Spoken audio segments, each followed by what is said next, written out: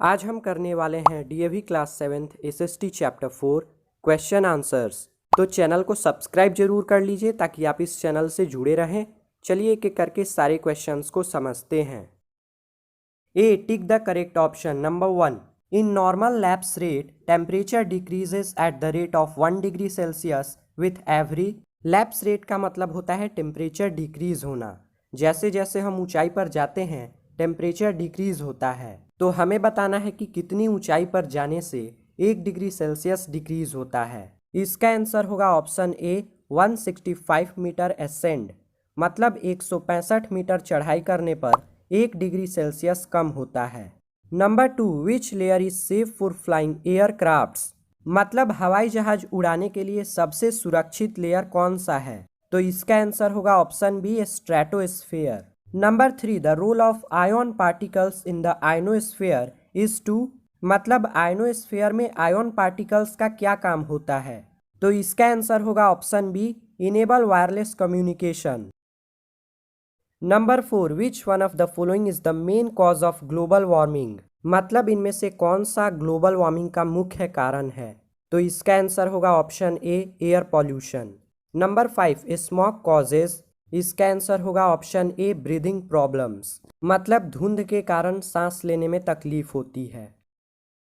Now B, filling in the blanks. Number 1, atmosphere is mainly composed of 3 major gases, nitrogen, dash and dash. तो इसका answer होगा oxygen and carbon dioxide. मतलब nitrogen, oxygen और carbon dioxide ये atmosphere के 3 major gases हैं। Number 2, gases like argon, helium, methane etcetera are present in dash amounts in the air. तो इसका आंसर होगा small amounts. Number 3, all weather phenomena occur in the dash. तो इसका answer होगा troposphere. मतलब मौसम की सारी गतिविधियां ट्रोपोस्फेयर में होती हैं। Number 4, atmospheric conditions over a long period of time and on a large area is called dash. तो इसका आंसर होगा climate. Number 5, the normal air pressure at sea level is dash. तो इसका आंसर होगा 1013 millibar. Now C, match the following. Number 1, monoxide gas. तो इसका answer होगा B, most harmful gas present in the atmosphere. Number 2, weather. तो इसका answer होगा E, atmospheric conditions for a specific place covering a short period of time. 3, barometer. इसका answer होगा D, an instrument use to measure atmospheric pressure. Number 4, atmospheric pressure.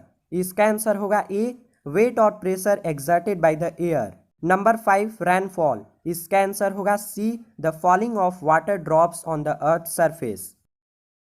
Now D, answer the following questions in brief. Number 1, name the layers of the atmosphere. Answer is the layers of atmosphere are troposphere, stratosphere, mesosphere and thermosphere. Number 2, how do plants absorb nitrogen? Answer is plants absorb the nitrogen through the soil. Number 3, what is the importance of water vapors in the atmosphere? मतलब atmosphere में water vapours का क्या importance है। Answer is water vapours are important because they form clouds that bring rainfall on the earth. Number 4, name the different variables of atmosphere. Answer is the different variables of atmosphere are water vapor, dust particles and ozone. Number 5, what type of climate does India have? Answer is India has monsoonal type of climate. Now E, answer the following questions. Number 1, what is the importance of carbon dioxide and oxygen for living beings? मतलब living beings के लिए carbon dioxide और oxygen का क्या महत्व है। Answer is carbon dioxide is an important gas in the atmosphere. It absorbs heat of the sun and warmth of the lower atmosphere of the Earth's surface. Human beings and animals release carbon dioxide during the process of respiration. The green plants use this carbon dioxide to make their food and release oxygen. It is the oxygen that all living beings on the earth inhale. In this way, carbon dioxide and oxygen is important for living beings. मतलब human beings और animals respiration के दौरान carbon dioxide release करते हैं और green plants इस carbon dioxide का use करके अपना खाना बनाते हैं और ऑक्सीजन रिलीज करते हैं और यही ऑक्सीजन धरती पर मौजूद सभी लिविंग बींग्स इनहेल करते हैं। तो इस तरह से कार्बन डाइऑक्साइड और ऑक्सीजन लिविंग बींग्स के लिए इंपॉर्टेंट है। Number 2, name 3 major sources of pollutants in the air, also state the ill effects of these air pollutants. मतलब हमें 3 एयर पॉल्यूटेंट्स के नाम बताने हैं और उनसे होने वाले बुरे प्रभाव को बताना है। Answer is carbon monoxide, sulphur dioxide and lead particles.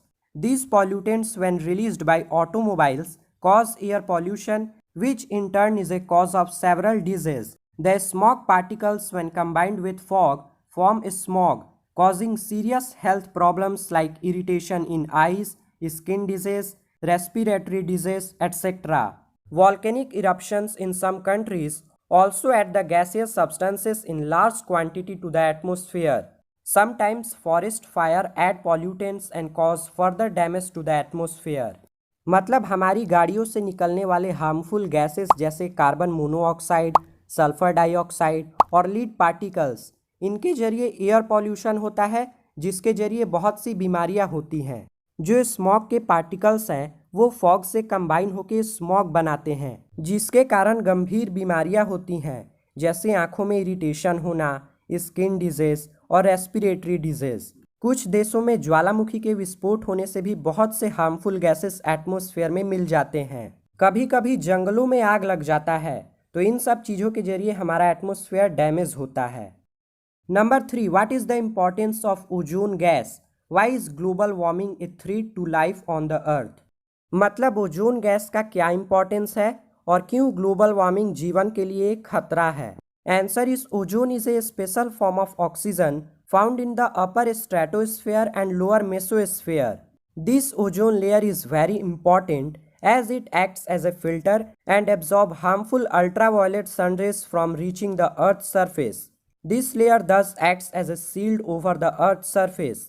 In the absence of this gas in the atmosphere, life would become impossible on the Earth.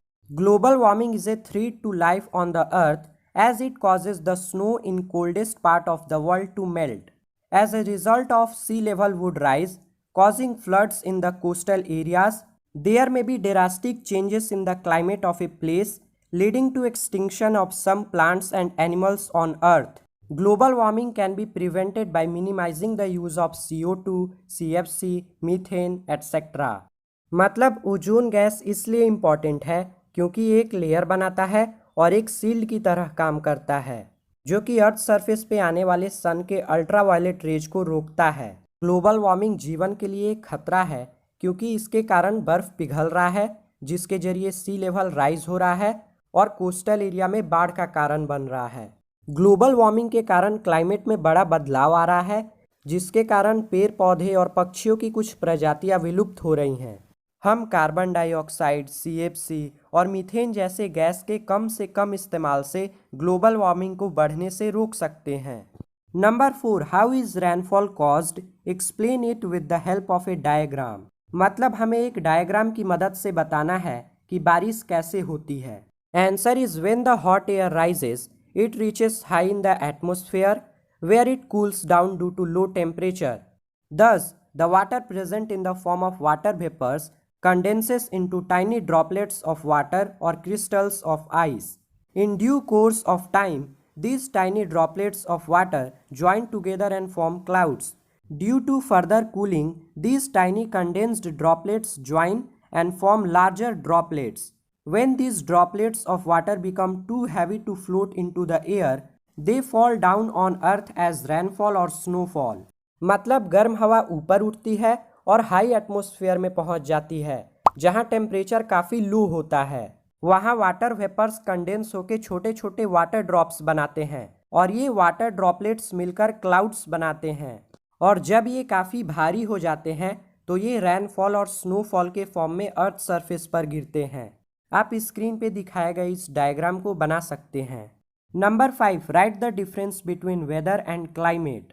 Answer is weather. It refers to the state of atmosphere that includes its temperature, pressure, and humidity for a specific place and for a short period of time.